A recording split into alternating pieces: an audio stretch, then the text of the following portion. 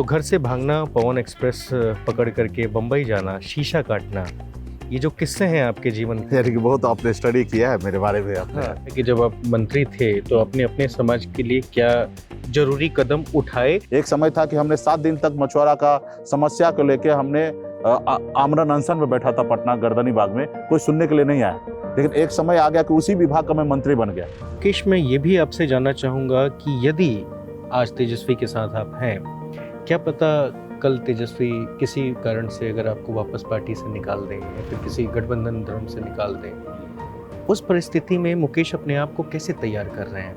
हम तो ऐशो आराम की जिंदगी जी रहे थे, BMW में घूम रहे थे, महलों में रह रहे थे, हमको क्या कोई चीज़ का कमी नहीं था।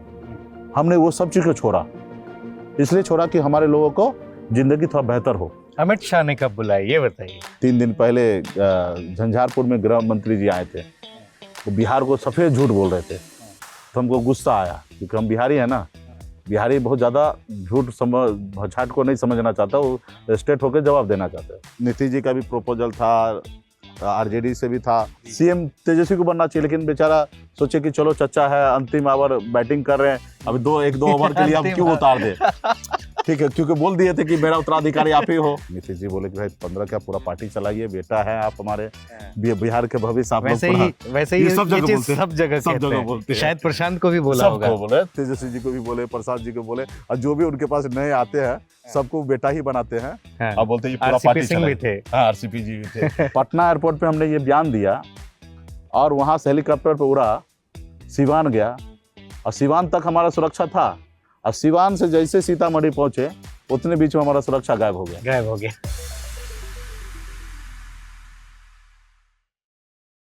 कैसा चल रहा है आपका चुनावी एकदम बढ़िया माहौल? चल रहा है, एकदम मस्त चल रहा है। और बिहार में हम लोग लड़ाई लड़ रहे हैं मजबूती से, और उम्मीद करता हूं कि हम लोग लड़ाई में जीतेंगे। ठीक है, इलेक्शन का माहौल चल रहा है, तो ये भी हो सकता है कि सिर्फ हम चुनाव की बात करें, लेकिन मेरा जो प्लेटफॉर्म है उसमें बेहद लोगों को इंटरेस्ट है कि मैं थोड़ा सा आपके व्यक्तिगत जीवन से भी चलूं। आपने अपने जीवन को लेकर के इसके पहले बहुत सारे अलग अलग चैनलों पे, अलग अलग जगहों पे बताया है। एक बार और आग्रह कि थोड़ा सा वो करें, क्योंकि मैं जब आपके बारे में रिसर्च कर रहा था तो वो एक किस्से की तरह लग रहा था, उस पर भी चाहा जाए तो एक फिल्म बन जाए। जरूर। क्योंकि आप बेहद बिहार के एक पिछड़े जाति से आते हैं, गरीबी आपने एकदम बचपन से, जैसे आँख खुला तब से आपने देखा है, महसूस किया है। तो घर से भागना, पवन एक्सप्रेस पकड़ करके बम्बई जाना, शीशा काटना, ये जो किस्से हैं आपके जीवन के। यानी कि बहुत आपने स्टडी किया है मेरे बारे में। हाँ, मैं चाहता हूँ कि ये किस्सा आप सुनाएं। क्या आप चाहते हैं? नहीं, देखिए, मुझे लगता है कि बहुत सारे लोग तो जान रहे हैं, लेकिन आपके माध्यम से भी मैं चाहूँगा कि बताओ कि मैं एक गरीब मछुआरा परिवार में जन्म लिया, अति पिछड़ा समाज में, और पिताजी मछली मारते थे, ऐसे परिवार में जन्म लिया, और काफ़ी गरीबी को नज़दीक से मैंने देखा। 18 साल की उम्र में गरीबी से लड़ते हुए बॉम्बे भाग के चले जाते हैं, और बहुत कुछ ज़्यादा सोच के नहीं भागे, सिर्फ भाग गए, और वहाँ पे जाने कम से कम यहाँ से निकलना है। हाँ, यहाँ से निकलना है और कुछ करना है, और निकल के बॉम्बे गए। वहाँ पे समझ में नहीं आ रहा था क्या करेंगे, तो एक जनरल स्टोर में काम किया मैंने। 900 रुपया महीना, 30 रुपया रोज पे मैंने वहाँ पे पहला कौन सा साल था? 99 में। 99। फिर वहाँ पे हमने काम किया 1.5-2 साल। उसके बाद फिल्म देवदास बन रहा था, तो फिर फिल्म देवदास में उनको कुछ कारीगर चाहिए था, तो क्योंकि मैं जिस नोवेल्टी में काम कर रहा था उसके बगल में एक फोटो फ्रेम का दुकान था, और वो थोड़ा दुकान पे कम बैठते थे, और अधिकतर उनके ग्राहक लौट जाते थे। तो और फोटो फ्रेम का दुकान जो होता है वहाँ पे सीनियर सिटीजन मैक्सिमम आते हैं, भगवान का फोटो बनाना है या गुजर गए उनका फोटो बनाना है, तो सीनियर सिटीजन ज्यादा आते थे। तो हम देखते थे कि कोई ऑर्डर दिया, उसका काम नहीं हुआ, या वो परेशान है, छोटा सा काम है, तो मैं उनको हेल्प कर देता था। तो हेल्प करने के उद्देश्य से करते करते वो मैं काम सीख लिया था, वो ग्लास कैसे कट होता है वो मैं काम सीख लिया था, और वो मैं वहाँ पे वो उनको हेल्प कर देता था। जो दुकानदार मालिक है वो शाम को आता था, तो उनको हम देते थे 200-500 रुपया, उनको रोज उनको मैं बिजनेस कर देता था। तो उसके बदले में वो नाश्ता पानी वगैरह सब, चाय वगैरह सब पिलाने का काम करते थे, और मैं अपना तो जॉब अलग ही कर रहा था। लेकिन मैंने ग्लास कटिंग का काम सीख लिया था, और उतने में फिल्म देवदास बन रहा था। एक पारो ऐश्वर्या राय का हवेली बनना था, जिसमें लाखों शीशा लग रहा था। तो उसमें कारीगर चाहिए था, क्योंकि फिल्म इंडस्ट्री में सेट बनाने के लिए कारपेंटर अलग अलग बहुत सारा कारीगर तो मिल जाता है, लेकिन ग्लास कटिंग करने के लिए वो उतना बड़ा, कभी इससे पहले अगर बड़े स्केल में अगर ग्लास का काम हुआ था तो मुगले आजम में हुआ था। तो उस समय में लोगों ने मैनेज किया। उसके बाद फिल्म देवदास में हुआ कि बहुत सारा ग्लास का काम था, तो मुझे हायर किया लोग, तो मैं वहाँ फिल्म सेट पे काम करने के लिए गया। 500 रुपया रोज का मुझे मिलता था। फिर मैं बिहारी था, थोड़ा चालाक था, तो मैं वहाँ पे पहले लेबर बन के गया। मेहनती भी ऑफ कोर्स, क्योंकि हम बगैर स्वार्थ के भी हम काम करते थे। क्योंकि आप कह सकते हैं ना कि हमारा कोई लेना देना नहीं था उसका ग्लास का काम करना, लेकिन हम हेल्प करने के उद्देश्य से काम करते थे। उसके बदले में हम काम सीख लिए थे। फिर मैंने वहाँ पे एज ए लेबर बन के काम स्टार्ट किया। उसके बाद फिर फिल्म देवदास में हम मैनेजर बन गए। फिर वहीं पे हम सप्लायर बन गए, जो डायरेक्टर प्रोड्यूसर को जो चाहिए आर्ट डायरेक्टर को, फिर मैं उनको प्रोवाइड करने लगा। तो अच्छा काम फिर मैंने किया। और डायरेक्टर संजय लीला बंसाली हो या स्वर्गीय नितिन देसाई है, वो डायरेक्ट नोटिस लेने लगे। और कोई भी काम हमको देते थे तो मैं उसको बहुत ही अच्छे तरीके से उसको निभाता था। और क्योंकि मुझे लगता था कि भाई उनका कोई काम दिए हैं तो हमको कुछ दिखाना है, तो हमको काफी पसंद करने लगे। फिर वहां से फिर मैं मुड़ के कभी देखा नहीं। फिर वहां से बहुत सारे फिल्म किया, बहुत सारा टीवी सीरियल किया, बहुत सारा एड फिल्म किया, और कंपनी फिर मैंने वहां पे बनाया। और कई हजारों लोग काम करने लगे, और जिंदगी बेहतर शानदार आगे निकलते गया। फिर मैं बिहार 2008 में मैं 5 साल के बाद मैं बिहार आया। अच्छा। और मैं छठ पूजा के उद्देश्य से मैं आया था। और फिर मैं गांव से मैं कनेक्ट हुआ, क्योंकि अच्छा लगता था गांव में आने से, अपने लोगों से मिलने से। क्योंकि बॉम्बे में आप कितना भी पैसा कमा लो, कितने महंगे गाड़ी में रहो, अच्छे घर में रहो, लेकिन सुकून नहीं। क्योंकि आपको बहुत प्रेशर होता है कि करोड़ों रुपया महीना खर्चा करेंगे, कंपनी का एम्प्लॉय को सैलरी देना, ऑफिस चलना, सब चीज है। उसी हिसाब से प्रेशर होता है कि आप करोड़ रुपया कमाइए। तो ये सारा प्रेशर में जिंदगी जी रहे थे। फिर बिहार आने के बाद हमको अपनापन लगा, और फिर अपनापन लगा तो मैं फिर हर साल में 2 बार 4 बार बिहार आने लगा। तो लोगों के बीच में जाना आना, घूमना फिरना देखने लगा। तो बहुत तकलीफ, गरीबी तो मैं भी देखा था, लेकिन कुछ साल के लिए मैं भूल गया था। और फिर मैं देखा इसमें मैं एक चीज थोड़ा सा और जानना चाहूंगा। हाँ। कि वो 18 साल का मुकेश जब बिहार छोड़ के भाग जाना चाहता था या भाग गया, उसके पहले वो अपने आप को इस समाज में कैसे देख रहा था? उसके साथ किस किस तरह के बर्ताव होते थे? अब हर चीज के लिए सच्चाई तो जो सच्चाई यही था कि गरीब परिवार में थे। पिताजी मछली मारने का काम करते थे। फिर कोई भी चीज को जरूरत, जो भी चीजें होता था, वो हमें भी संकोच लगता था मांगने में, या घर वाला भी पूरा करने में समय लगता था। घर वाले भी बहुत ये नीचे हम नहीं थे, थोड़ा ठीक ठाक भी परिवार रहा। मम्मी पिताजी चाहते थे कि हम पढ़ाई लिखाई करें, लेकिन वो गांव लेवल पे ही पढ़ाई लिखाई होता था।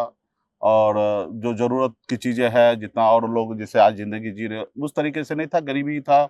हमें भी अच्छा नहीं लगता था। अगर मान लीजिए चप्पल टूट गया या खो गया तो हफ्ता 10 दिन लगता था नया चप्पल आने में। तो इस तरीके से जिंदगी जी रहे थे। और 18 साल में मैं बहुत ज्यादा क्या सोचूं, उससे आज का समय थोड़ा अलग है कि आप मोबाइल है, सारा चीज इंटरनेट है, तो आज के 18 साल का लड़का थोड़ा अपग्रेड है। लेकिन आज से अगर 25 साल पहले जाइए तो 18 साल का लड़का उतना अपग्रेड नहीं था। उस समय मोबाइल नहीं था, टेलीफोन नहीं था, सब चीजें नहीं था, और गांव लेवल पे हम जिंदगी जी रहे थे। तो हर चीज का अभाव था। फिर अचानक दोस्त लोग के साथ बॉम्बे भाग के चले जाते हैं, वहाँ अपने आप को मेहनत करते हैं। और बिहार में रहने से क्या होता है कि हम लोगों में है कि हम बुद्धि काफी होता है, और हम लोग अगर चाहेंगे तो रिस्पांस अगर कोई अच्छा हमें देते तो हम लोग भी सामने वाले को अच्छा रिस्पांस देते। तो लोग हमें मानने लगे, हम भी उनको मानने लगे। फिर धीरे धीरे काम आगे बढ़ते गया, हजारों लोग जुड़ते गए, लोग काम तो जब आदमी सफल हो जाता है अपने जीवन में, वो भी मुंबई जैसे बड़े शहर में जाके, वो चाहता है कि फिर वो दूसरे जगह पे जाए, वापस बिहार मुड़ के। अधिकतर ऐसा होता है, 100 में से 99 लोग ऐसे होते हैं कि अगर सफल हो जाते हैं, आज भी ऐसा हो रहा है, तो वो पीछे मुड़ के नहीं देखते हैं, वो आगे की ओर भागते हैं। लेकिन मेरे जिंदगी में ये अलग रहा, अनोखा, कि मैं आगे तो बढ़ा, पैसा कमाया, नाम फेम सब चीज इज्जत सबका किया, उसके बाद मुझे दुख लगा कि मैं गांव में, जब मैं 2014 में 13 में एक गांव में इस जाति को लेके एक इवेंट हुआ था, सम्मेलन हमने कराया था। लोगों ने हमें लोगों ने आके प्रपोजल दिया कि आप थोड़ा स्पॉन्सर कर दीजिए, थोड़ा सा 50,000 रुपया, एक जाति सम्मेलन करेंगे। तो हमने एग्री किया कि ठीक है आप कीजिए, हम रेडी हैं। और उस सम्मेलन के दौरान हमें बिहार में इंटीरियर में जाना पड़ा, क्योंकि हमारी जन्म जो था बाजार में हुआ था। तो बाजार में हम लोग उतना हर चीज, जैसे बाढ़ के समय में नाव से घर पे जाना, तो ये सिचुएशन हमने नहीं देखा था। तो हमने गांव में जब गए तो हम देख रहे कि टापू जैसे जगह है, वहां पे लोग रह रहे हैं, उनके घर पे जाने के लिए रास्ता नहीं है, और फिर बिजली नहीं है, पानी का ट्यूबवेल नहीं है। लोग को मैंने देखा कि वहां पे सही से जिंदगी जी नहीं रहे, कपड़ा अच्छा नहीं है। तो मेरे काफी तकलीफ हुआ कि हम बॉम्बे जैसे शहर में रह रहे हैं, हम वहाँ पे देख रहे हैं कि कपड़ा छोड़िए, उन एक डिजाइनर होता है और वो लाखों रुपया चार्ज करता है, ठीक है। और हम लोग बॉम्बे में एक सेट 50 लाख रुपया खर्चा करके सेट बनाते हैं, और हीरो को मन हुआ कि नहीं आना तो बाद में शूट करेंगे, चलो तोड़ दो। मतलब हम लोगों ने ये देखा है इतना। एक शादी है तो भरत शाह के भतीजा का शादी हो रहा है बेल्जियम में, तो 500 करोड़ रुपया का बजट है, 500 करोड़ रुपया शादी में खर्च करेंगे। सही बात। तो मतलब हमने देखा कि दुनिया बहुत बदला, और यहाँ देख रहा हूँ तो बहुत ही नीचे है। लोग चांद पे घर बनाने के लिए कल्पना कर रहा है, लेकिन आज भी हमारे लोगों के लिए इस धरती पर रहने के लिए घर नहीं था, उसके घर पे जाने के लिए रास्ता नहीं था। तो मुझे लगा कि भोजन कैसे होगा, ये सब बहुत परेशानी, मतलब हाँ बहुत सारा परेशानी होता है। बिजली नहीं है, आप समझिए, घर में बेड नहीं है, झोपड़ी है, आप पानी के बगल में सांप कीड़ा कभी भी घर पे आ सकता है। मतलब मैंने देखा तो मुझे काफी तकलीफ हुआ, और फिर मुझे लगा कि इनके लिए कुछ करना चाहिए। और फिर मैं तब तक मुझे राजनीति से बहुत ज्यादा इंटरेस्ट नहीं था, और मैं उस समय तक मुझे खाली पता था मैं मल्लाह, मुझे ये भी नहीं पता कि मैं पिछड़ी जाति से हूँ, क्योंकि ये सब चीज हमारे जो बचपन में था ये सब हम देख नहीं पाया, ना वातावरण ऐसा था। शहर में बाजार में रहने के कारण सभी जाति वर्ग के लोगों से दोस्ती यारी रहा, स्कूल का टाइम में क्रिकेट खेलना ये सब थोड़ा होता था। उसके बाद तो थोड़ा समझदारी आया तो बम्बई चले गए, तो मुझे पता चला कि हम पिछड़े समाज से, और फिर हमारे जो और भी गाँव में हम गए तो बहुत दिक्कत भरी जिंदगी लोग जी रहे थे। तो फिर उसी समय में सम्मेलन के बाद कुछ ही दिनों के बाद मोदी जी का नारा आया, हम अच्छे दिन लाएंगे। 2014 ये शुरुआत हो रहा था, और उस समय में इलेक्शन था। तो मुझे अंदाजा 13 वाली ही घटना है जब 13 में एंड में नाम उनका आ गया। तो 14 में हमने फरवरी में हमने सम्मेलन किया था, जो राज मैदान में दरभंगा, जहाँ मोदी जी शायद आए हैं, उसी राज मैदान में हमने वहाँ पे सम्मेलन किया था। और सम्मेलन दरभंगा में। आप भी दरभंगा से? मैं दरभंगा जिला से हूँ, बिरौल से आता हूँ मैं। तो मैंने सम्मेलन किया, वहाँ पे लाखों निषाद का जन सैलाब आ गया, भीड़ आ गया लोग हमें देखने के लिए, क्योंकि हम भी वहां पे गए थे उनके गांव में, और उनको लगा कि मेरी बात कर रहे हैं तो हमको इनको सपोर्ट करना चाहिए। तो हमने वहां पे, तब तक मुझे माइक भी पकड़ने के लिए नहीं आता था। उससे पहले गांव में जब जाते थे तो थैंक यू बोल के रख देते थे। जब माइक मिलता था मुझे लगता था पैर के नीचे से जमीन गायब हो गया, थैंक यू बोल के रख देते थे। लेकिन धीरे धीरे उसी दौरान 15-16 दिन का हमारा कैंपिंग रहा, तो उसमें हमने थोड़ा थोड़ा बोलना सीख लिया। जब मंच आया तो उसमें था कि भाषण मुझे देना है, चलते रहते हैं। तो मैं काफी अनकंफर्टेबल महसूस कर रहा था कि हम क्या भाषण देंगे। तो फिर सब, क्योंकि मैं स्कूल के बच्चे के जैसे कि जब पहली बार उसको मंच पे जाके खड़ा कर दीजिए, प्रार्थना भूल जाता है। तो बगल के लोग, तो क्योंकि मैं स्पॉन्सर में ही कर रहा था, तो अध्यक्ष और मतलब फेस में ही था, तो बात हुआ कि हमें लास्ट में बोलना है, उससे पहले सब लोग को बोलना है। तो वो मंच पे हमने हर अपने समाज के हर नेता को हमने बुलाया था, चाहे वो बीजेपी से हो या जेडीयू से हो या आरजेडी से हो, उससे मतलब नहीं, आप समाज के हो, आपको इस मंच पे आना है और अपनी बात को रखना है। और कंडीशन ये था कि कोई भी लोग अपने पॉलिटिकल पार्टी के तरफदारी नहीं करेंगे, समाज का उत्थान कैसे होगा वो डिस्कशन करना है। अपने बारे में, अपने सरकार के बारे में नहीं बोलेंगे, अपनी पार्टी के बारे में नहीं बोलेंगे। तो ये डिसीजन हुआ था, और सब लोग उस मंच पे बैठे थे, बीजेपी जेडीयू तमाम जितनी पार्टी के लोग थे, समाज के लोग, जो पहले वाले सम्मेलन में जब लाखों लोग आए थे। हाँ। तो कौन कौन से नेता थे उस दौरान? उस समय में हरी सनी जी थे दरभंगा से, मदन सनी जी थे, भोला सनी जी थे, जो भी छोटे नेता बड़ा तो कुछ नहीं, विधायक लेवल पे ही नेता थे उस समय में, वो सारे लोग पहुंचे थे, वो लोग खासकर आपके जाति से ताल्लुकात रखने वाले लोग। तो एक एक करके सब बोलना चालू किए, तो मैक्सिमम लोग कुछ नहीं बोले, सब अपने समाज कैसे उत्थान हो, हम एक हो, यूनाइट रहे, एक दूसरे को मदद करे, इस पे चर्चा हुआ। लेकिन मेरे से पहले जो आज के मदन सहनी जी हैं, मंत्री हैं, उन्होंने चर्चा करने लगा और मुझे काफी डर लग रहा था कि इसके बाद हम ही को बोलना, हमारी बारी होना है। तो मैं बहुत परेशान था, लेकिन इन्होंने क्या किया, भाषण में अपने सरकार के बारे में उपलब्धि गिनाने लगा। और जो बगल के बीजेपी के जो नेता थे वो बहुत परेशान थे कि देखिए हमारा टाइम चला गया और हमने कुछ नहीं बोला। उसी जगह पे आरजेडी के जो नेता था वो परेशान किए, हमने कुछ नहीं बोला, ये बोल रहे और सब हम ही को बोल रहे, क्योंकि मैं वहाँ पे, आप ही का मंच है, देखो तो क्या हो रहा है, कोई मजे ले रहा है, लूट रहा है महफिल और आप कुछ नहीं। तो उसका भाषण खत्म हुआ तो मेरे पास आया, तो तब तक मेरे मन में ना क्रोध भर गया था, गुस्सा आ गया था, बहुत गुस्सा आ गया था कि ये रूल को फॉलो नहीं किया। बॉम्बे में रहे तो सब चीज तो नॉलेज था ही, तब तक तो मैं एक सफल व्यक्ति था बॉम्बे में। तो मेरे पास माइक आया तो माइक पे हमने डांटने लगे कि जब आपका बात आप बोल रहे मेरे ये हुआ वो हुआ, आज हमारे लोगों के रहने के लिए घर नहीं है और आप बोल रहे सरकार ये उपलब्धि किया वो किया, कहाँ है?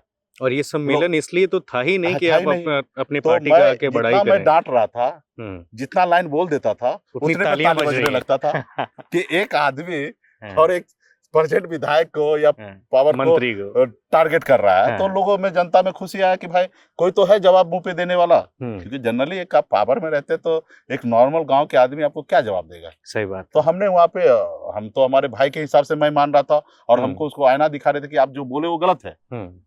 कोई सरकार कुछ नहीं किया, अगर सरकार कुछ करता तो आज हमारे लोग इतना परेशान नहीं रहता।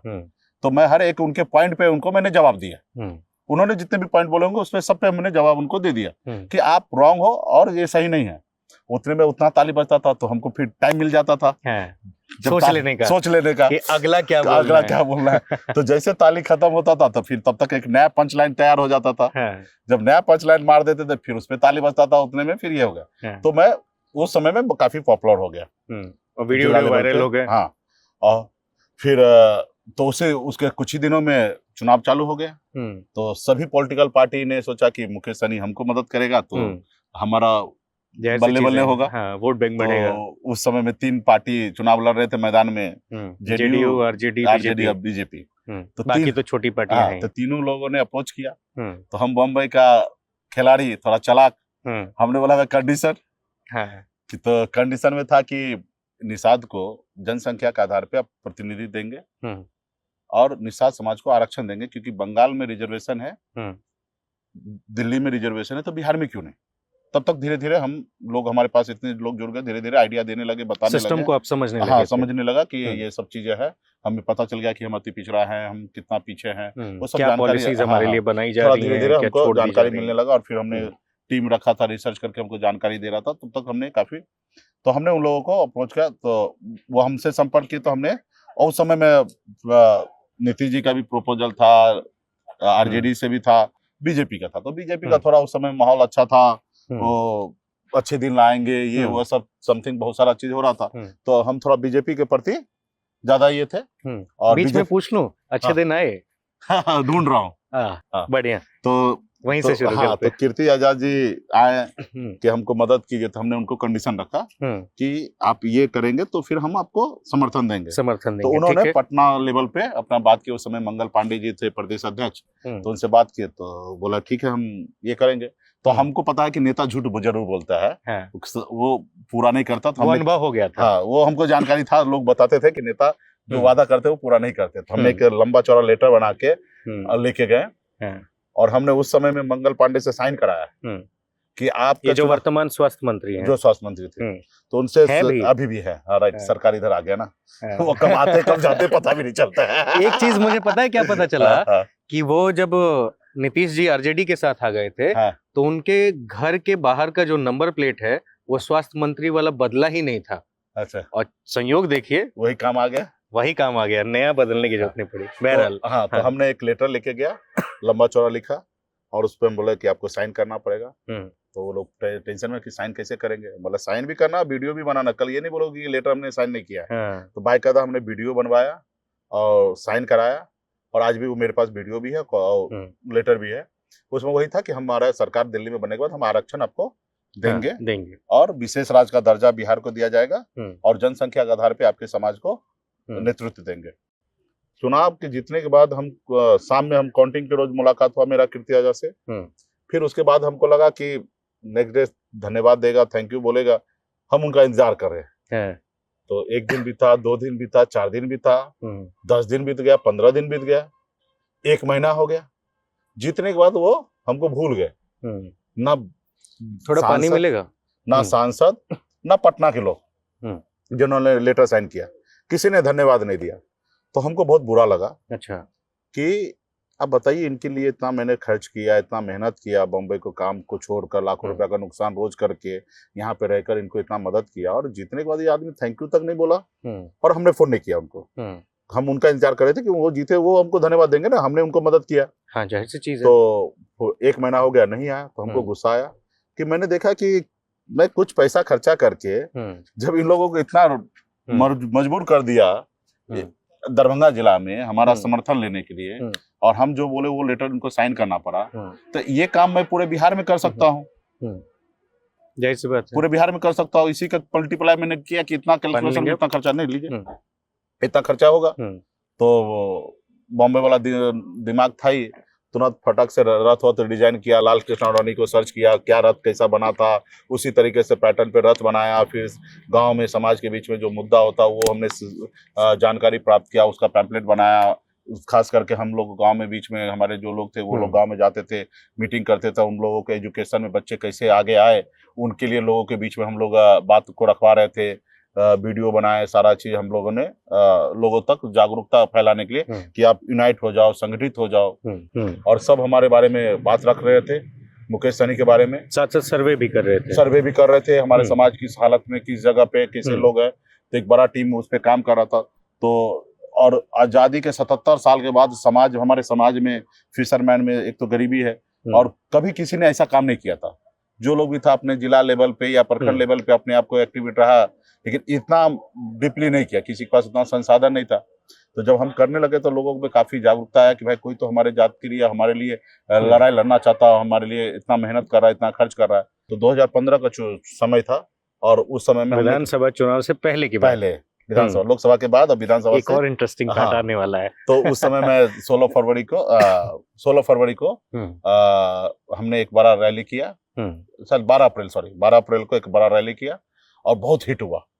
पब्लिक तो आए ही, लोग अपने संसाधन से आए, क्योंकि हमने कहा कि भाई आप हमारे साथ आना चाहते हो तो आपको अपना दिखाना है, और सब लोगों ने अपने संसाधन से आए, और बहुत बड़ा रैली हुआ। उसमें क्या हुआ कि हमने पहली बार बिहार में ड्रोन का इस्तेमाल किया। अच्छा, तो ड्रोन के लिए इस्तेमाल किया, तो बिहार में बहुत सारा अनजान थे, ड्रोन उड़ रहा है तो पटना एयरपोर्ट से नोटिस आ गया। अच्छा। तो पुलिस सिस्टम जो था अलर्ट हो गया, लोग आए कि भाई क्या है, क्या उड़ रहा है, तो सब बात होने लगा। तो उस चक्कर में वो जो हमारा इवेंट था ना, रैली, वो और ज्यादा फेमस हो गया।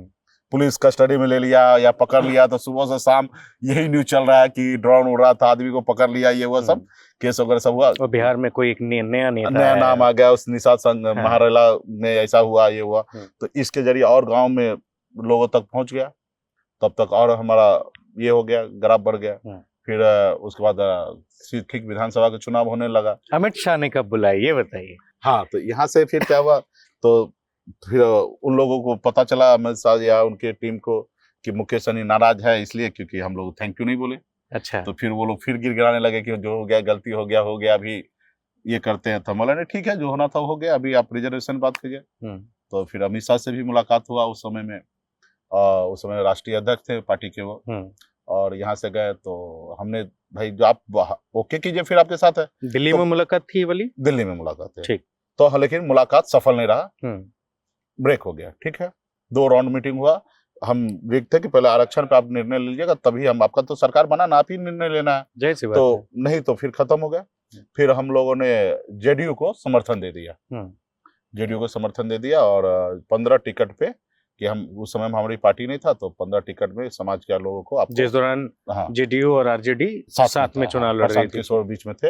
हाँ। तो उनके जरिए मतलब बात हुआ कि नीतीश जी बोले कि भाई 15 क्या पूरा पार्टी चलाइए, बेटा है आप हमारे, हाँ। बिहार के भविष्य आप लोग पूरा। वैसे ये सब जगह बोलते हैं, सब जगह बोलते हैं। शायद प्रशांत को भी बोला होगा, सबको बोले, तेजस्वी जी को भी बोले, प्रसाद जी को बोले, और जो भी उनके पास नए आते हैं सबको बेटा ही बनाते हैं, और बोलते हैं ये पूरा पार्टी चलाइए। हाँ, आरसीपी जी भी थे। तो खैर वो होगा, तो फिर उतने में तो बिहार में तो बीजेपी, क्योंकि दिल्ली सरकार बनाने के बाद दिल्ली में केजरीवाल से बीजेपी हारे, तो उनको पूरा कैलकुलेशन उलट पुलट हो गया कि हम देश में सरकार में और हम हार गए, दिल्ली में ही हार गए। तो उसको बिहार में पूरा फोकस लगाया कैसे हम लाएंगे।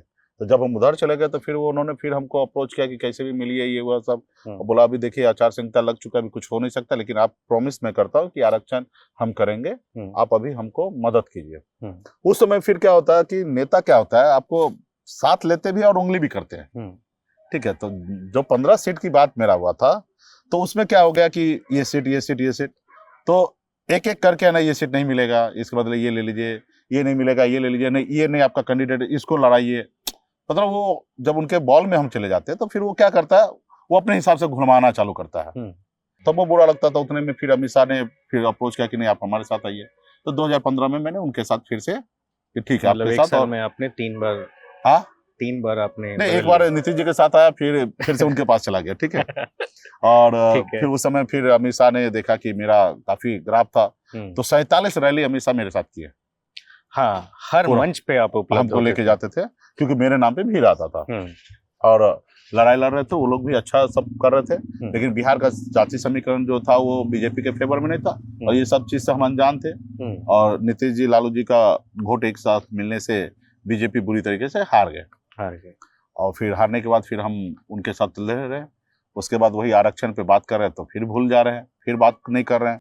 फिर अमित शाह जी से फिर से मुलाकात होना हुआ। काफी 2016 में मैं काफी उनके नजदीक में रहा, और हर हफ्ता 15 दिन में मुलाकात होता था। और यूपी के लिए भी हम लोग काम कर रहे थे उस समय में, यही सामाजिक संगठन को लेकर। तो उनका लास्ट में ये था कि नहीं आप हमारे पार्टी में आइए, फिर हम आप सब चीज करेंगे, पार्टी में नहीं आएगा तो फिर इसमें क्या बात होगा। तो हमारा ये था कि हम राजनीति करने ही नहीं आए, हम पार्टी में आप नहीं आएंगे, और हमारा आपने जो वादा किया उसको काम कीजिए। तो मेरा इस बात को लेकर थोड़ा अनमन हो गया, हॉट टॉक हो गया। फिर हमने छोड़ दिया, और फिर हमने सोचा कि जो काम उनको कह रहे करने के लिए काम हम भी कर सकते हैं। ऐसी बात है, सिर्फ वहां पे पहुंचने की आवश्यकता है। तो तब तक पॉलिटिकल पार्टी के बारे में पता चल गया था। तो फिर मैंने अपने बिहार में तैयारी करके 2018 में हमने एक पॉलिटिकल पार्टी हमने बनाया, विकासशील इंसान पार्टी VIP, और 4 नवंबर 2018 को पटना में राज गांधी मैदान में बड़ा एक रैली किया, जहाँ 5 लाख से अधिक लोग आए, और बड़ा इवेंट रहा, वो बहुत बड़ा रैली रहा एक जाति का। और फिर वहां से पार्टी लॉन्च हुआ। तो फिर बीजेपी और अन्य पार्टी भी अप्रोच करने लगी हम, लेकिन हम तो बीजेपी से हम दे चुके थे कि काफी हमारा नुकसान किया, और वो बात मान ही नहीं रहा है। तो फिर हम लालू जी के साथ गठबंधन किए, और 3 सीट उस समय भी मिला था 2019 में, और तीनों सीट पर लड़े, और 39 सीट बिहार में महागठबंधन उस समय हार गए, और 39 सीट एनडीए जीता, 1 सीट सिर्फ कांग्रेस पार्टी जीता। तो खैर हार हो गया हम लोगों का, बुरी तरीके से हार हुआ। तो फिर बात हुआ कि हम लोग विधानसभा में काम करेंगे साथ में, और फिर हम लोग विधानसभा के लिए 1 साल तैयारी किए, साथ में रहे हम लोग उस समय के महागठबंधन में। लेकिन फिर पीठ पे छुरी घोंप दिया गया। घोंपा कौन? तो वो भी हम क्लियर करते हैं, मतलब इसमें क्या है। तो उस समय में गठबंधन में था कि ये सीट इतना चीज डिप्टी CM और 25 सीट मिलना है, और फिर अंतिम आवर में हमारा सीट घोषणा नहीं हुआ। तो हम थोड़ा जल्दीबाजी कर दिए, और नहीं हुआ तो ये भी गलती था। इसमें भी आप अपनी गलती मान रहे हैं? नहीं, मेरी गलती नहीं, तेजस्वी जी का गलती ना, ऑफ कोर्स गठबंधन का सहयोग की गलती ना, कि सबका गठबंधन का सीट घोषणा कर मेरा नहीं किए। तो गलती एक उनके तरफ से था, हो गया, सही बात है, और मेरे तरफ से था कि जल्दीबाजी हो गया। हमने तुरंत क्विकली एक्शन ले लिया मंच पे कि भाई हमारे साथ गलत हुआ, मेरे पीठ में खंजर हुआ, और हम आपके गठबंधन से बाहर निकल रहे हैं। आपने किसी दूसरे मंच का भी प्रयोग नहीं किया? हाँ, नहीं किया, सेम ही मंच पे से हमने तुरंत हट गया, और फिर हम अकेले लड़ने के लिए मैदान में हम उतर गए। उतने में फिर से बीजेपी की तरफ से ऑफर आया कि मेरे साथ आइए, आ जाओ। तो ऐसे ऑफर पहले भी देते रहे, हाँ। लेकिन उस ऑफर को कभी हम इग्नोर करते थे क्योंकि जाना ही नहीं था। ठीक है, तो लेकिन उस समय फिर जब इधर से गठबंधन तोड़ने के बाद कि हमको लगा कि भाई दुश्मनी एक जगह से हो गया तो दूसरी जगह दोस्ती हो जाना चाहिए। राजनीति तो यही कहती है। हाँ। तो पावर आपके पास आ रहा, तो फिर हमने एक रिक्वेस्ट किया उस समय गृह मंत्री, तो हम दिल्ली गए और दिल्ली में गए तो 11 सीट एक एमएलसी के साथ हमारा गठबंधन एनडीए से हो गया। और फिर हम बिहार में लड़ाई लड़े और बिहार में फिर हम लोग अपना सरकार बनाए, बहुत नजदीक जाके सरकार बनाए। मेरे समर्थन से ही सरकार बना, अगर हम समर्थन नहीं देते तो सरकार नहीं बनता, क्योंकि बहुमत ही इतना में 125 पे आके अटक गया हम लोगों का। मंत्री भी बने और फिर मंत्री भी, लेकिन आप हार गए थे। मैं हार गया। मैं उस समय में एक्चुअली मुझे कोरोना हो गया था। आपके कैंडिडेट जीत गए, हमारे 4 कैंडिडेट जीते, आप हार गए। और मेरे क्या था कि जो चिराग जी का, कहाँ रह गई, चिराग जी का जो मॉडल था, हाँ, वो मॉडल हमारे ऊपर भी अप्लाई हो गया ना, नीतीश को हराना। हाँ, तो वो हमारे ऊपर अप्लाई, तो हमारे 11 जगह जहाँ कैंडिडेट थे सब जगह चिराग जी ने अपना कैंडिडेट दे दिया। तो फिर मेरा वहाँ पे ऐसा था कि सब जगह वोट काटे एलजेपी का, जहाँ से हम हारे वहाँ पे 11,000 वोट उन्होंने काटा, प्रकाश राजपूत को दे दिया था। 1700 वोट से मैं हारा। उतने में मेरा मुझे था कि पूरे बिहार को भी देखना रहता था, प्रचार पे जाना होता था, और कोरोना भी हो गया तो 6-7 दिन मैं बेड रेस्ट रहा, और अच्छा हमने वहाँ लड़ा। और लास्ट में कुछ हमारे ही गठबंधन के साथी थे, वो जानबूझ के मतलब वहाँ हमारा नुकसान किए। जो वहाँ के सांसद थे दिनेश चंद यादव, उन्होंने नुकसान दिया, और उन्होंने कुछ बूथ जो है वो अपने अंदर में करवा के बूथ पैकेट लेके, और वहाँ पे वो दूसरे लोगों को कैप्चरिंग हुई थी।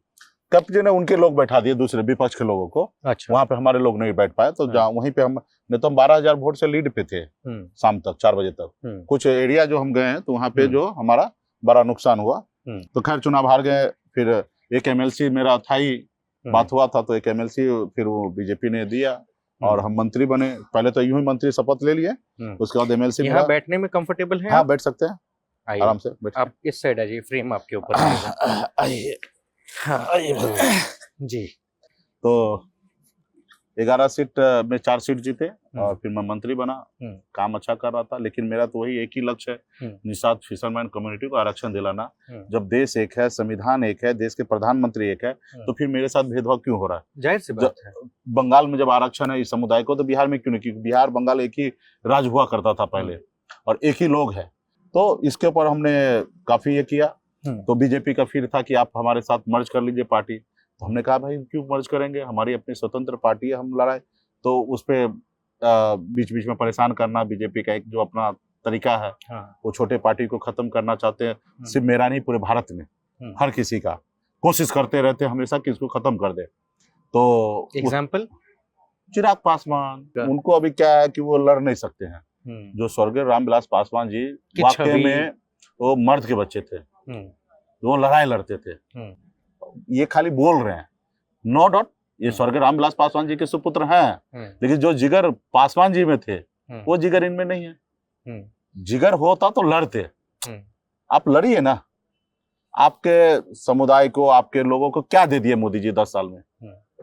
आपका बनाई हुई पार्टी, आपके स्वर्गीय रामविलास पासवान जी को पार्टी को तहस नहस कर दिया। कौन किया? मोदी जी ही करवाए ना। आपके घर परिवार को कौन किसने तोड़वाया? मोदी जी ही तोड़वाए ना। आपके इतने पुराने बंगला, 28 साल से आपके पिताजी वहां पे थे, उनके प्रतिमा लगा था, उसको खाली करवाना, वहां मूर्ति को फेंकवाना, किसने किया? बीजेपी ने ही किया ना। तो आप वहां पे उनसे लड़ने की जगह उनके पास सरेंडर हो रहे हैं। उन लोगों के सामने सरेंडर हो रहे हैं जो आपके समुदाय के हाथ से पानी नहीं पीता था और आज भी नहीं पीते हैं। और आप क्या उम्मीद करते हैं कि वो लोग आपके लोगों के लिए पार्लियामेंट में आपके हक अधिकार की बात करेगा? कभी नहीं कर सकता है। तो आपका पिताजी का जो नेचर रहा, सिग्नेचर रहा, जो उनका उद्देश्य रहा, जो उनके मन में जो सपना था, उसको पूरा कीजिए ना। और वो पूरा वहां नहीं हो सकता है जहां अभी आप हो। उन्होंने आपके साथ क्या नहीं किया। आप जबरदस्ती हनुमान बने हुए हो। वो कभी नहीं बोला कि मेरा हनुमान है, ये सामने से बोले कि हम हनुमान हैं। उन्होंने तो हनुमान क्या, उनको सेल्फ सर्टिफाइड रावण समझ के खत्म कर रहे थे। मोदी जी तो चिराग जी को रावण समझ रहे थे। अच्छा, ये पैटर्न आपने नहीं देखा कि पहले चिराग के साथ वो चीज हुई अब उनके चाचा के साथ वो चीज हुई। हाँ, अब एक भी सीट नहीं है उनके पास, जस्ट ये बैनर्स में एक छोटा सा देश सबसे में एंड में सिर्फ फोटो उनके आ जा साथ रहा नहीं, है। पूरे देश में ऐसे करते हैं भाजपा। जहाँ कमजोर होते हैं वहाँ सामने वाले को अपने शरण में ले लेते हैं, उनके शरण में चले जाते हैं, उनको कैसे भी अपने अंदर में ले लेते हैं, और जैसे ही ये कंफर्टेबल होते हैं, मजबूत होते हैं, तो उसको खाने का कोशिश करते हैं, मतलब उसको पहले खत्म करना है। तो ये अप्लाई पूरे भारत में करते हैं। तो वहां पे अभी हुआ कि भाई हम अपनी बात को रख रहे थे मजबूती से, तो तब तक ये परेशान करे कि पार्टी विलय कीजिए, आरक्षण पे बाद में बात करेंगे, तो हमारा लड़ाई बढ़ते गया। हमारे पार्टी के सदस्य को तोड़ने लगे, ऐसे गठबंधन में रह के हमारे लोगों को, जिनको हमने टिकट दिया 2020 में लड़ा है रामचंद्र सहनी जी को, और उनको आप अपनी पार्टी ज्वाइन करा लेते। तो ये गठबंधन धर्म नहीं है। जब हम एक साथ हैं तो हमारे किसी भी एम्प्लॉय पदाधिकारी को आप पार्टी ज्वाइन नहीं करा सकते। तो खैर वो सब कर रहे थे, विभाग में भी परेशान कर रहे थे। तो हमें लगा कि भाई परेशान ये वैसे भी कर रहे हैं और इनके हिसाब से हमको चलना नहीं है।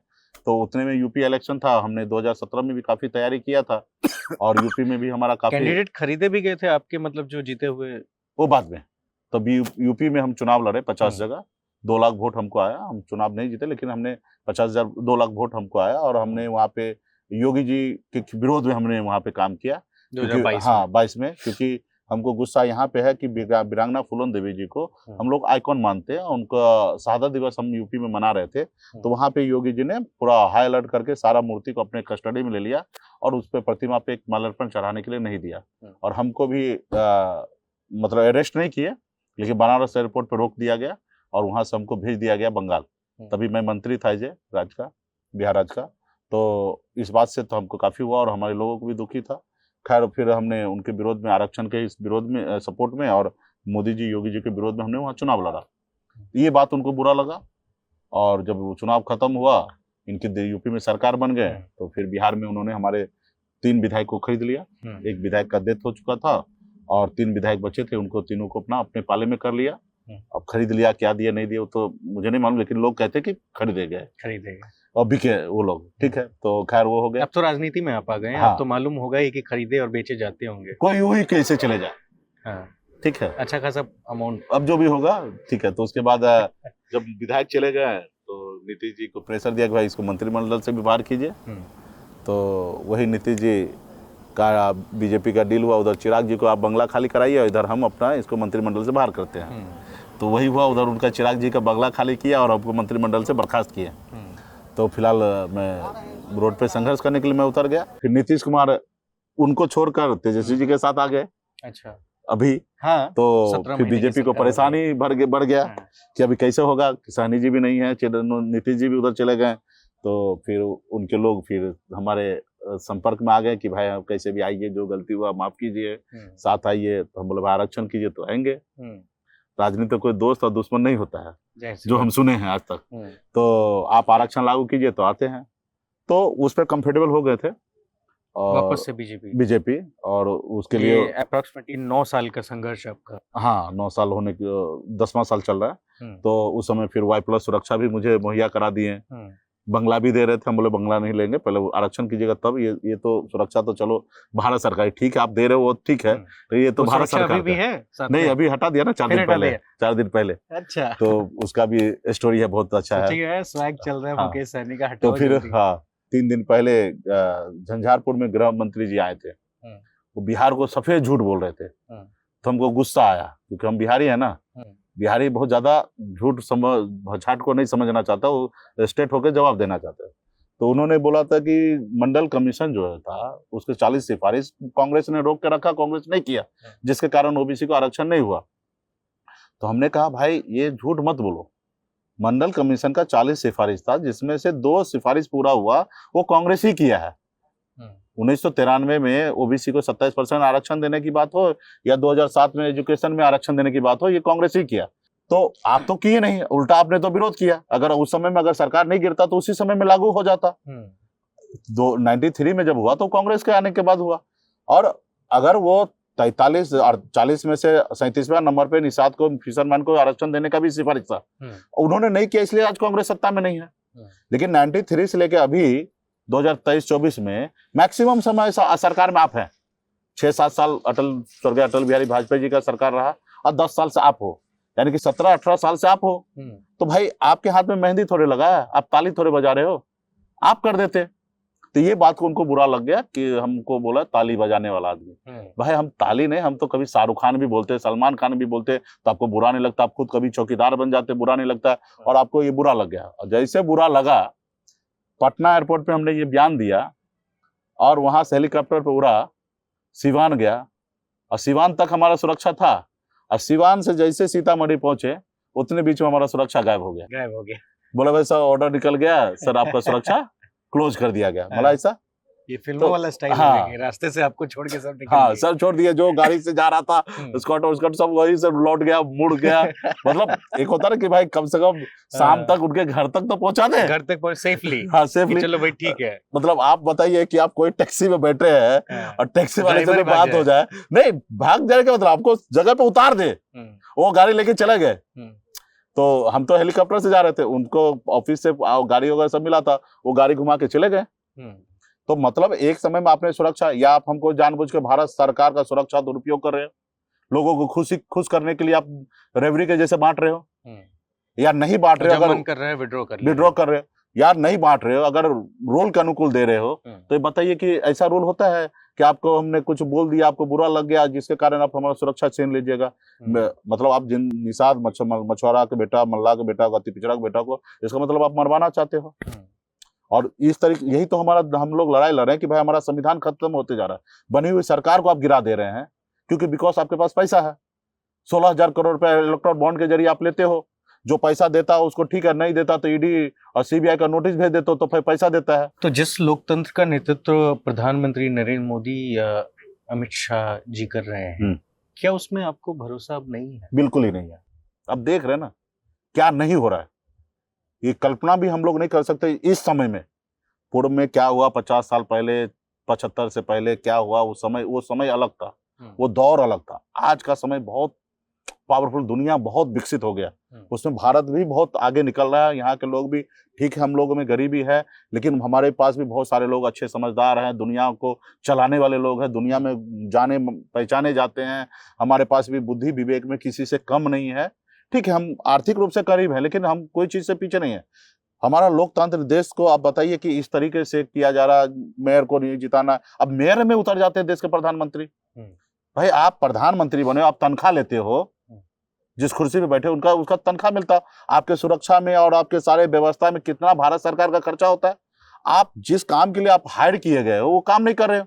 आप म्युनिसिपैलिटी चुनाव लड़ने के लिए चले जाते हो, आप एक स्टेट चुनाव जीतने के लिए चले जाते हो, हर काम आप ही करते हो। कोई मंत्री, भारत सरकार में बहुत सारा मंत्री है, रेलवे उद्घाटन करना तो आप ही को करना है, हॉस्पिटल का उद्घाटन करना तो आप ही को करना है। ये कल्चर हमारे देश में पहले नहीं था। मंत्री अपने अनुकूल काम करते थे, प्रधानमंत्री सर्वोपरि पावर है, निश्चित तौर पर उन्हीं के अंदर में सब मंत्री होते हैं, लेकिन प्रधानमंत्री बहुत सारा काम ऐसा होता है कि आप कर लो। ये मोदी जी सबको इवेंट बना लेते हैं अपना नाम वाहवाही करने के लिए। 10 सालों में 15,000 बार कपड़ा बदले हैं। मुकेश, मैं ये भी आपसे जानना चाहूंगा कि यदि आज तेजस्वी के साथ आप हैं, क्या पता कल तेजस्वी किसी कारण से अगर आपको वापस पार्टी से निकाल दें या फिर किसी गठबंधन धर्म से निकाल दें, उस परिस्थिति में मुकेश अपने आप को कैसे तैयार कर रहे हैं? देखिए, सरवाइव करने के लिए उस समय सिचुएशन क्या होगा, उस सिचुएशन के अनुकूल आपके नाम से आपको हाँ नहीं कोई दिक्कत नहीं है। हाँ, हम लोग शहर में रहे हैं। हाँ। और ये सब तो देखिए उस सिचुएशन क्या होगा। बिहार में अभी मेरी जरूरत तेजस्वी का जरूरत में, तो ही गठबंधन हुआ।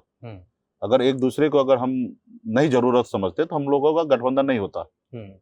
तेजस्वी जी को भी लगा कि भाई इनके पास कुछ वोट बैंक है जो हमारे साथ आ सकता है और हम उससे कुछ सीट जीत सकते हैं, इसलिए उन्होंने 3 सीट दिए। नहीं तो लोग एक टिकट नहीं देते हैं, सीट तो दूर की बात है। और हमको लगा कि हम अकेले 40 जगह लड़ेंगे और 40 में से एक भी 0 रिजल्ट हमारा नहीं होगा, तो इससे अच्छा कि कम सीट पे ही लड़े और हमारा रिजल्ट ले। किस किस सीट पे आप लड़ रहे हैं? एक तो गोपालगंज, एक गोपालगंज लड़ रहे हैं, एक मोतिहारी लड़ रहे हैं। हाँ। और एक झंझारपुर लड़ रहे हैं। 3 सीट पर हम लड़ रहे हैं। ठीक है, तो अभी फिलहाल देखिए हमारा विचारधारा तो आपने मान लिया और समझ गए होंगे कि इतना में कि हम खुद गरीब का बेटा है। लोग कहते हैं अपने दिल से जानो पराये दिल का हाल। हमने सब संघर्ष देखा, गरीबी देखा है, अमीरी देखा, हमने बहुत कुछ देख लिया है और मुझे लगता है कि हम अपने लोगों के लिए काम करेंगे। और हमारा विचारधारा है समाजवादी, सेकुलर, सभी जाति धर्म को मानिए, हर वो काम जिसमें गरीब का लाभ हो। हम तो ऐशो आराम की जिंदगी जी रहे थे, BMW में घूम रहे थे, महलों में रह रहे थे, हमको क्या कोई चीज का कमी नहीं था। हमने वो सब चीज को छोड़ा, इसलिए छोड़ा कि हमारे लोगों को जिंदगी थोड़ा बेहतर हो, और ये बेहतर सरकार के अच्छे पॉलिसी से होगा। और सरकार के पीछे हमने काफी समय दिया कि वो सरकार ये पॉलिसी पे काम नहीं किया, तो हमको लगा कि सरकार का पॉलिसी का हिस्सा मैं बनूंगा तो हम खुद डिसीजन लेंगे। एक समय था कि हमने 7 दिन तक मछुआरा का समस्या को लेके हमने आमरण अनशन में बैठा था पटना गर्दनी बाग में, कोई सुनने के लिए नहीं आया। लेकिन एक समय आ गया कि उसी विभाग का मैं मंत्री बन गया। बताइए, जो वहां के ऑफिसर नहीं सुनने के लिए आया, उस विभाग का मैं मंत्री बन गया, पावर से, हमारे वोट बैंक से। उस दौरान आपने क्या क्या चीजें करने की कोशिश की? क्योंकि बहुत दिन तक तो आप मंत्री रहे भी नहीं ना। हाँ, तो बहुत शॉर्ट टाइम के लिए मंत्री रहा, तो एक तो 3 महीना 4 महीना हमको लग गया सीखने के लिए, क्योंकि हम पहली बार मंत्रालय का सिस्टम क्या होता है, सचिव का क्या काम होता है, DFO का क्या काम होता है, ये सब समझने में लग गया। फिर उतने में फिर कोरोना पार्ट 2 भी आ गया था, फिर उतने में फिर हम लोग काम करने लगे, तो सब चाहते कि छोटा पार्टी है तो दबाया जाए, तो दबाने का भी कोशिश किया। जब आप मंत्री थे, क्या सिस्टम मीन्स प्रशासनिक जो अधिकारी हैं वो आपको उस लेवल का भाव देते थे, या फिर थोड़ा बहुत कुछ डिस्क्रिमिनेशन सा महसूस आपको हुआ? ईमानदार जवाब चाहूँगा मैं। जब उसमें देखिए ऑफिसर में, क्योंकि मैं थोड़ा यूं ही किसी का मंत्री नहीं था, मैं स्वयं एक मंत्री था और एक सरकार को बनाने वाला पावर में था, तो मेरे सामने में कुछ चुनौती आता था, लेकिन मैं उसको हैंडल कर लेता तो अच्छी तरीके से, चाहे वो कोई भी अधिकारी हो, उसको मैं अपने तरीके से बात करके, वो IAS ऑफिसर क्यों ना हो, लेकिन मैं अपने कंट्रोल में मैं रखता था उनको। अगर नीतीश जी का, अगर मान लीजिए कि उनका है कि आपको मुकेश को परेशान करना है, तो डेफिनेटली है कि वो सचिव नहीं सुनेगा बात। ऐसा हुआ कि सरकार जो टॉप पावर है ना, उनकी तरफ से थोड़ा सा था कि ज़्यादा उड़ने मत दो, डोर को अपने हाथ में रखो, और मुझे जितना उड़ना था मैं उड़ता था। मुझे डोर पकड़ने का कोशिश किया तो सचिव को, तो सीधा नीतीश जी को बोले ये ठीक नहीं है, इनको थोड़ा हटाइए। वो हटवाया, उनको सचिव को ही हटवा दिया। 17 साल में पहली बार नीतीश जी के शासनकाल में किसी मंत्री के कहने से सचिव बदला गया होगा, तो मुझे लगता है ये मेरे ही समय में ही ऐसा हुआ।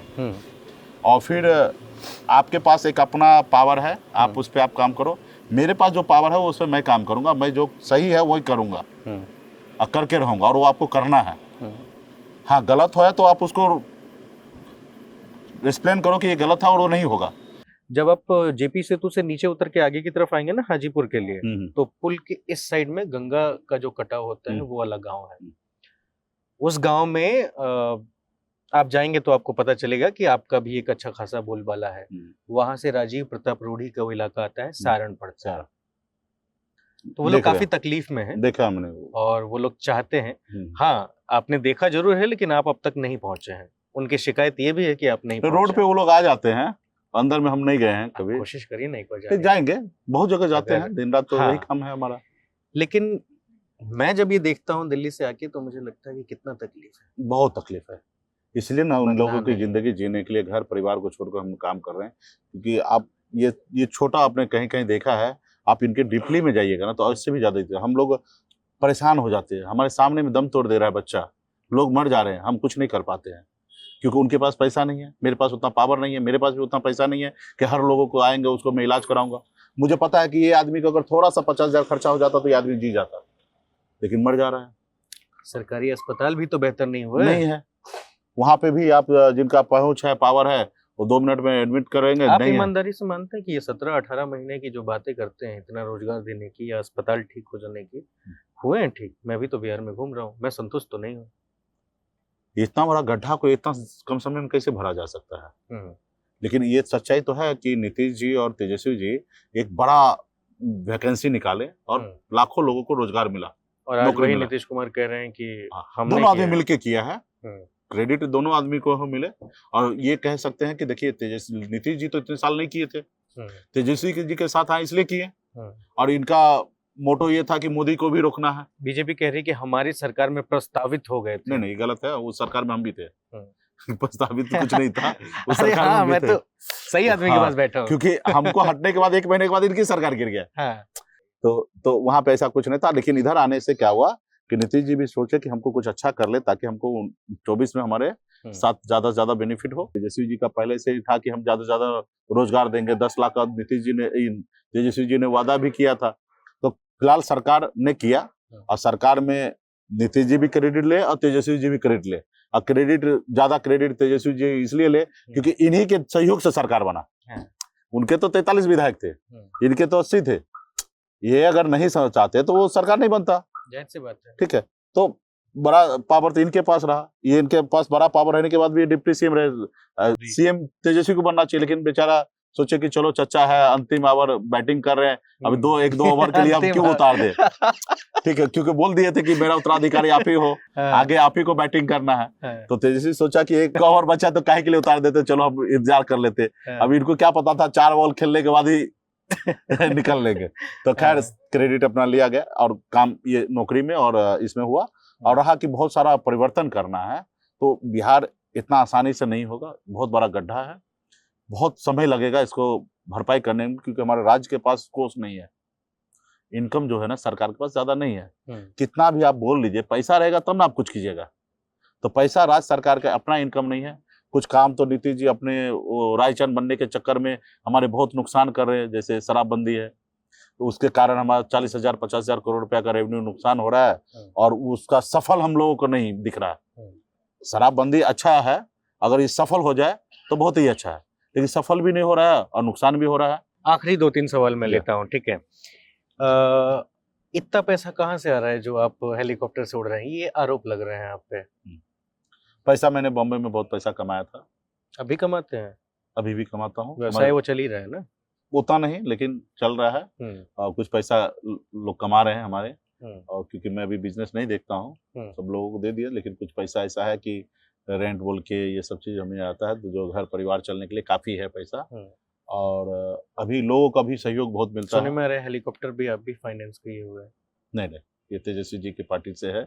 अच्छा। इससे पहले मैं उड़ा था, अभी संकल्प यात्रा में, तो हमने हेलीकॉप्टर मंगाया था और उसको हमने पे किया है, हमारे पास बिल भी है, कहाँ से पैसा दिया उसका भी जानकारी है। आपको कभी नहीं डराया धमकाया गया कि ईडी भेज देंगे, सीबीआई भेज देंगे?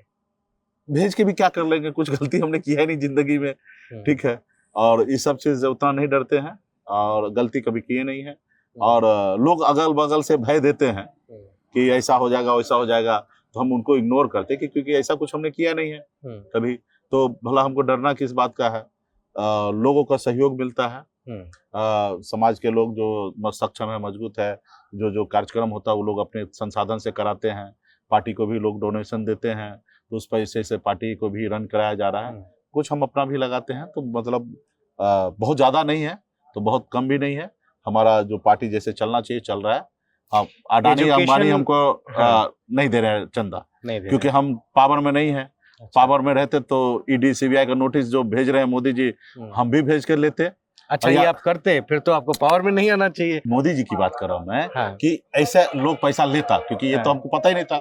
हम जब 17 महीना विभाग में थे, हमको इतना डराया गया कि जिसके साथ आप काम कर रहे हो उनसे 1 रुपया नहीं लेना है चंदा। मैं जब मंत्री में बना था, तो बहुत सारा ऐसा कंपनी था जो काम होता है, तो मतलब तो हमको डराया गया था। उस समय बताया गया कि जिस कंपनी के साथ आपका टेंडर है या काम है, एक तो हमने ज्यादा किसी को टेंडर दिया नहीं, मेरे समय में नहीं हुआ, और जिसको भी मिला तो मतलब ये डराया गया कि उससे 1 रुपया का आपका कोई लेना देना, आपकी पार्टी को चंदा नहीं आना चाहिए, नहीं है, ठीक है, या नहीं आपके साथ मतलब जो काम कर रहे हैं अधिकारी उनसे चंदा ले सकते, कुछ भी मतलब। तो इस पे हम लोग पूरा फोकस रखे थे, ये सब लेकिन अभी पता चला कि भाई जो काम देके धंधा देके चंदा लिया जा सकता है, ये बात अभी पता चला है। इससे पहले हम तो डर रहे थे, ठीक है। और नोटिस भेज के जबरदस्ती आप गलत करो, जैसे गांव में क्या होता है कि सीईओ सब आपका जमीन सही नहीं है, ये घर तोड़ना पड़ेगा, ये रोड सरकार का है, तो वो एक लेटर से जाके पैसा लेटर डाल देते हैं, तो बाद में वो बेचारा जाता है 10-20 हजार रुपया दे देता, तो उसका कुछ दिन के लिए वो दब जाता है, सड़क कहीं और से निकल जाता है। हाँ, दब जाता है मामला, घर टूटता नहीं है। फिर जब आएगा ऑफिसर नया तब देखा जाएगा। तो यहाँ तो मोदी जी इसी तरीके से सब नोटिस भेज दिए हैं, अब चंदा उंदा ले लिए, फिर वो नोटिस विड्रॉल हो गया। तो इस तरीके से मोदी जी जो कर रही है देश में आज तक कभी नहीं हुआ, अब मुझे लगता है भविष्य में भी कोई नहीं करेंगे। ठीक है, एक सवाल का सीधा जवाब दीजिए, फिर आखिरी सवाल पूछूंगा, खत्म करेंगे। बिहार में एजुकेशन सिस्टम और हेल्थ सिस्टम आप मानते हैं कि जो स्टैंडर्ड चाहिए उस हिसाब से नहीं है? बहुत कम है, नहीं है, बिल्कुल ही नहीं है, न के बराबर है अभी भी। हाँ, इस पे बहुत काम करने की आवश्यकता है, बहुत। हाँ, मतलब 10% हम अपने एजुकेशन सिस्टम को अगर बेहतर करते हैं तो जाहिर सी चीजें हम देश में एक बेहतर स्किल सेट प्रोवाइड कर सकते हैं। एजुकेटेड लोग रहेंगे तभी चीजें हो पाएंगी। आज जितने भी IAS IPS हो, इंजीनियर हो या डॉक्टर हो, उन्हें बनने के लिए कहाँ जाना पड़ता है? बाहर जाना पड़ता है। तो हम एक ऐसा अच्छा इंफ्रास्ट्रक्चर नहीं दे पाए हैं, एम्प्लॉयमेंट के लिए चीजें नहीं दे पाए हैं। ठीक है, ये चाहिए, क्वालिटी बेस्ड एजुकेशन होना चाहिए। और जब क्वालिटी बेस्ड एजुकेशन होगा तो हमारा राज्य आगे बढ़ेगा, हमारे लोग बाहर जाएंगे तो वहाँ पे तो क्वालिटी बेस्ड अगर एजुकेशन है तो उनको अच्छे लेवल पे उनको जॉब मिलेगा। जब अच्छे लेवल पे जॉब मिलेगा तो ज़्यादा से ज़्यादा पैसा हमारे पास राज्य में आएगा। तो इस पे, स्वास्थ्य पे और एजुकेशन पे बिहार में बहुत काम करने की आवश्यकता है, और इसी सब पे हम लोग काम करके आगे बढ़ सकते हैं। जो दूसरे राज्य में इस तरीके से व्यवस्था है, वहाँ एजुकेशन से उनके राज्य चल रहा है। ठीक है, बहुत ऐसे जगह है जहाँ पे एजुकेशन का बड़ा बड़ा हब है, जो हमारे बच्चे वहाँ जाके पढ़ाई कर रहे हैं। वो बिहार में ये सब चीज़ हम लोगों को डेवलप करना, हम लोग क्या कर सकते हैं?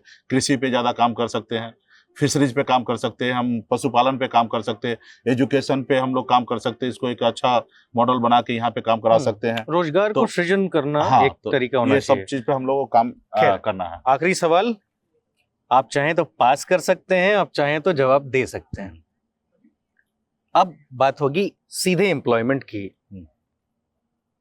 बिहार में पिछले 32-34 साल से कहीं ना कहीं बहुजन समाज के नेताओं की सरकार है। डेफिनेटली 90 से लालू यादव जी भी रहे। 90 के दौर में बिहार में करीब 40 शुगर मिल, चीनी मिल चालू थी। लेकिन 98 आते आते कितनी ही सारी शुगर मिलें बंद हो गई, और जब ये सरकार से गए तो बहुत सारी और बंद हो गई, और आज बिहार में मात्र 7-8 शुगर फैक्ट्रीज हैं। मैं मढ़ौरा गया था, आप भी गए होंगे, उस शुगर फैक्ट्री के बारे में जानते होंगे। जब 2020 में मैं उस पर स्टोरी कर रहा था तो मैंने देखा कि बहुत सारा इंफ्रास्ट्रक्चर अभी बचा हुआ है। 2024 में मैं जब गया तो मैंने बोला बस इतना ही बचा हुआ है। अब बताइए, सारी चीजें खत्म हो रही हैं। मेरा एक सीधा सवाल कि ठीक है, चोरी तो हो ही रहा है, जो भी करवाए, सरकार करवाए, प्रशासन कराए या आम जनता करे, कमी सबकी है।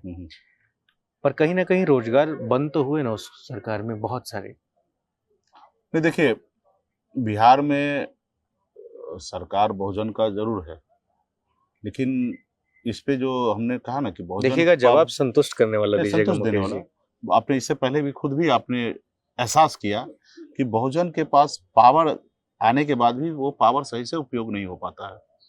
लेकिन बिहार में वो पावर एक ऐसी कास्ट कम्युनिटी के पास था जो निहायत ही मजबूत है। तो क्या होता है कि और सरकार बहुत मजबूती से चली, किसी के सपोर्ट सिस्टम के हिसाब से वो सरकार नहीं चली है। जब एक मजबूत आदमी और हमारे विपक्ष में खड़ा हो जाए और हमको काम करने का सोच होता है कि हमको ये करना वो करना है, और उस पे वो टंगरी अड़ाते रहे, तो फिर हमको बहुत सारा चीजें देखना रहता है। सिर्फ यही नहीं देखना है कि एगो चीनी मिल क्यों बंद हो रहा है, इसके अलावा भी बहुत सारा चीजें हैं। जो जमीन पे लेटा हुआ है तो उसके लिए कैसे बेड मिलेगा, पहले खुशी पे सोने की व्यवस्था भी करना है हमें। बात सिर्फ एक चीनी मिल या 10 चीनी मिल बंद होने की बात नहीं है। बात यह है उन लाखों किसानों की जो गन्ने की खेती से एक समय गुलजार रहते थे। देखिए क्या होता है कि हमारा पास एक खजाना है, नो डाउट, उसके चाबी हमारे पास है, हम मालिक हैं, हमारे ही रूम में रखा है। फिर हमारे पास बहुत सारे आदमी हैं उसको देख रेख करने के लिए, और वो जो देख रेख करने के लिए है ना, वो हमको पसंद नहीं कर रहा है। उनको अपना से मतलब रखना है। हमारा जो सपना है ना, वो सपना को साकार होने नहीं देना चाहता है। वो एन कैन प्रक्रिया वो उस पर अरंगा लगाते हैं।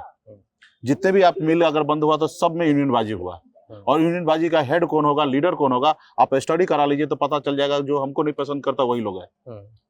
उनको ज्यादा प्रॉफिट चाहिए, तो वो ज्यादा प्रॉफिट निकालने के चक्कर में शटडाउन हो जाता है। सरकार का काम है राज्य को चलाना, मतलब किसी कंपनी है, प्राइवेट लिमिटेड कंपनी है या कोई व्यवस्था है, उनको चलाना मेरा जवाबदेही नहीं है, रिस्पॉन्सिबिलिटी नहीं है। मतलब उनके साथ अगर गलत हो रहा है तो उसके लिए हम हैं। हमारे पास शिकायत आएगा, थाना पुलिस है। तो एक पावर जो क्या है कि अचानक हम लोगों के पास पावर है, जैसे हमने कहा ना कि हमको पावर मिला, 3 महीना हमको लगा सीखने के लिए। उसके बाद भी क्या है कि उतना कंफर्टेबल होकर काम नहीं कर रहे थे, लेकिन मैंने तो थोड़ा अपना एफर्ट लगा के किया। लेकिन वही अगर पूरा राज मिल जाता तो इतना आसानी से आप काम नहीं कर सकते। उनको आपको बहुत सारा चीज को अंदर पास करके चलना पड़ता है, चीजें को देखना पड़ता है। तो हमारे आज जैसे हम लोग इतना मेहनत कर रहे, इतना प्रचार कर रहा है, कोई मीडिया नहीं दिखा रहा। ये मतलब आप जैसे लोग ही दिखा रहे हैं, लेकिन नेशनल चैनल जितने भी है वो हम जीरो हैं। और अभी हम उसके पास जाना भी नहीं चाहते हैं। वो आ रहे हैं, वो चाहते हैं कि हमारे हेलीकॉप्टर में आए और हम आपका इंटरव्यू करें, लेकिन हम लोग बोलते नहीं चाहिए जाना है। क्यों नहीं जा रहे हैं आप? क्यों बॉयकॉट करके रखा हुआ है मीडिया को? तुमको अभी तुम्हारा टीआरपी घट रहा है, तुमको माहौल बदल रहा है, दिख रहा है कि अभी कल सत्ता में हम लोग आएंगे तो तुम आज से दोस्ती करने के लिए आए। और जब हम सत्ता में नहीं थे, हम पावर में नहीं थे, तो तुम हमको ब्लैकमेल कर रहे थे। हाँ, लालू जी जा रहे हैं कहीं पे तो कोई बच्चा नाच लिया तो वो दिखा रहा है कि लोंडा डांस कर रहा है। मतलब हमारा इमेज को आप खराब कर रहे हो अपने टीआरपी बढ़ाने के लिए। और जब हमारे अच्छे दिन आएगा तो हम तुम्हारे साथ क्यों खड़ा रहे? आखिरी सवाल से खत्म करते हैं। प्रशांत किशोर जो अभी घूम घूम के पूरा पदयात्रा करने के बाद वो तेजस्वी यादव को कह रहे हैं कि नो ही फेल हैं, ये हैं, वो हैं, फलाना है, ढिमकाना है, राजा का बेटा राजा नहीं बनेगा। ऐसी परिस्थिति पे आप इन सारी चीजों को कैसे देखते हैं? क्या बनना चाहिए? क्योंकि परिवारवाद की बात तो इनके साथ भी होगी ही होगी, है ना? देखिए, आपका बच्चा, आप नहीं चाहिएगा कि आप ही के फील्ड हो या अन्य फील्ड में आपसे ज्यादा होशियार हो, काबिल हो।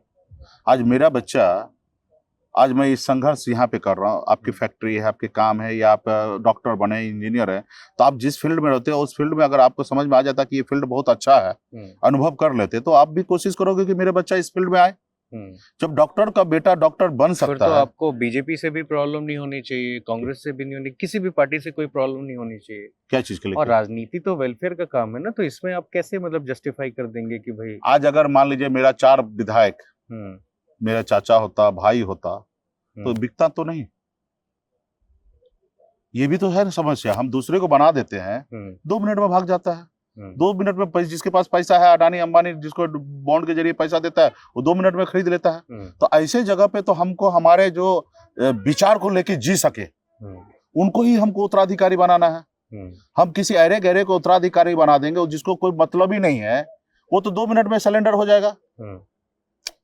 तो हमको उत्तराधिकारी सोच समझ के बनाना है कि भाई मेरा विचार को जिए। हम ये उम्मीद हमेशा करेंगे। तो और ये जो होगा आपका विचारधारा को आप कंधे पे लेकर, वो आपके अपने बहुत खास होंगे, जिनको आपसे स्नेह प्यार होगा, वही लेके चलेगा। अगर आप दूसरे को बना दीजिएगा ना, तहस नहस कर देगा। जैसे नीतीश जी ने मांझी जी को बना दिया, तहस नहस कर दिया। 1% भी सोचा कि नीतीश जी ने हमको मुख्यमंत्री बनाया? तोड़ ताड़ चालू कर दिया। अभी हमने, हमारे पास 4 गो विधायक था, हमने राजपूत को, 2 राजपूत को बनाया, अपर कास्ट को। एक हमारे दलित था और एक ओबीसी से था। हमारा दलित भाई था ना, उसको भी बहुत ऑफर किया, बोला नहीं जाऊंगा। हमको सहनी जी ने विधायक बनाया है, हम सहनी जी के साथ खड़ा रहेंगे। लेकिन वहीं पे 2 आदमी जो बहुत होशियार था, वो सबसे पहले भागा। फिर उसके बाद वो भाई ओबीसी जो था, उनको भी लेके चला गया। तो ये सारा चीज, अब जिसमें गट्स होगा वही आगे काम कर पाएगा। अब जिसके पास गट्स नहीं होगा तो कैसे काम कर पाएगा? आज नीतीश जी के पास बेटा है, लेकिन उसमें गट्स नहीं है राजनीति करने का, तो ना वो उनके बेटा आ रहे हैं, ना नीतीश जी ला रहे हैं। ओके, ठीक है। तो ये सारी चीजें अब लोग क्या करेंगे, मतलब उसके तो और कुछ इसमें था? और आपका? ना बस हो गए? मैं वेट कर रहा था। और कुछ पूछना था तो? चुनाव जीत जाएंगे अगर आप, हाँ, तो दोबारा पूछूंगा जरूर।